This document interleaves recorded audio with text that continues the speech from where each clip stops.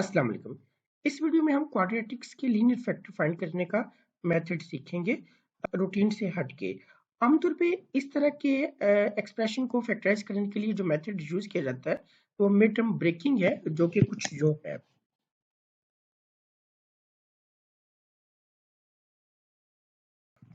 इस मेथड में आमतौर पे स्टूडेंट्स को गेस वर्क करना पड़ता है कि ऐसे कौन से दो नंबर हैं जिनको मल्टीप्लाई करें तो आपके पास वो 32 आए और ऐड करें तो वो 12 आए। जो अभी मेथड हम सीखेंगे उसमें ऐसा कोई गेस वर्क नहीं है। चलें इस एग्जांपल में हम ये सीखते हैं कि बगैर मिड टर्म ब्रेकिंग के हम इसको कैसे फैक्टराइज कर सकते हैं। ये बहुत आसान है। आपने क्या करना है, आपके पास 12 है, इसका हाफ यहाँ पे लिख लेना है प्लस 6 और प्लस हम डी करेंगे। ये डी क्या चीज है ये भी हम कैलकुलेट करना सीखेंगे।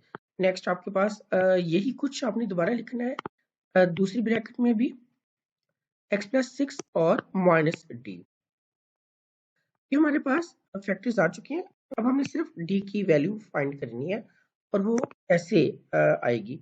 d कैलकुलेट करना बहुत इजी है।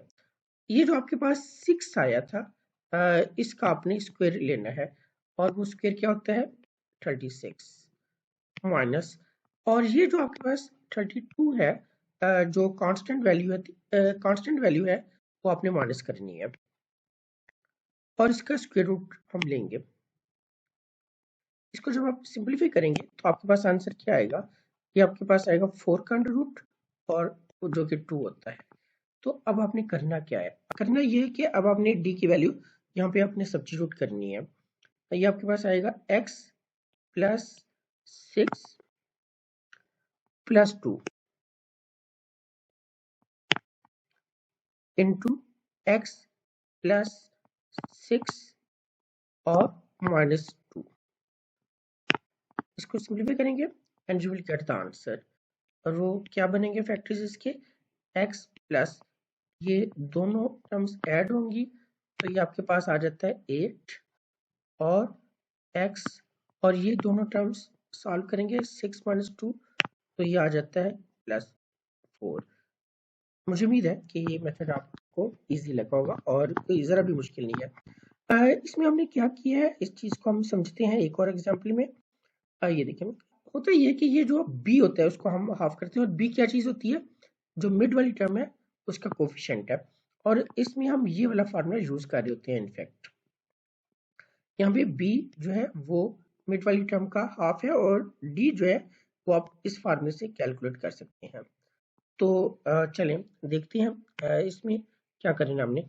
ये x माइनस जो है यहाँ पे आपके पास -22 है तो -22 का हाफ -11 होगा और प्लस डी लिखना है आपने,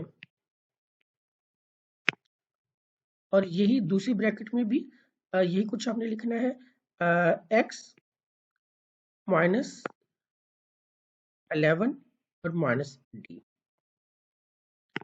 आपके पास फैक्टर्स आ गए हैं।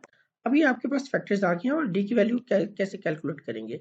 डी के लिए आपने करना है इस 11 का स्क्वायर, इस 11 का स्क्वायर करेंगे तो वो आपके पास 121 होता है माइनस ये कांस्टेंट टर्म 72 और इसका स्क्वायर रूट, इसका स्क्वायर रूट आपने फाइंड करना है। 121 माइनस 72 ये आपके पास 49 आएगा और उसका स्क्वायर रूट 7 होता है। आपके पास डी की वैल्यू आ गई है जो कि 7 है। अब आपने क्या करना है, यहाँ पे आपने ये डी की वैल्यू सब्स्टिट्यूट करेंगे x minus 11 plus 7 into x minus 11 और माइनस 7।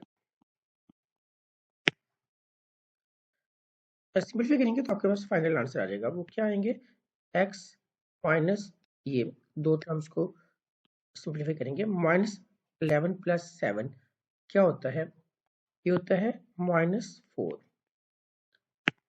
और दूसरी ब्रैकेट में क्या आ जाएंगे x और इन दोनों को सॉल्व करेंगे तो ये क्या बनता है -18।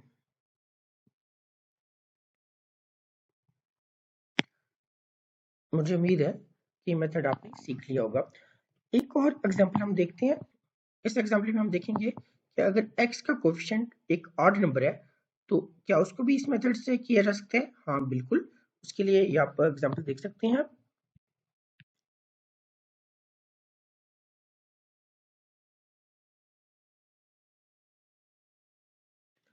मुझे उम्मीद है कि ये वीडियो आपको मुफीद लगी होगी। ओके, अल्लाह हाफिज़।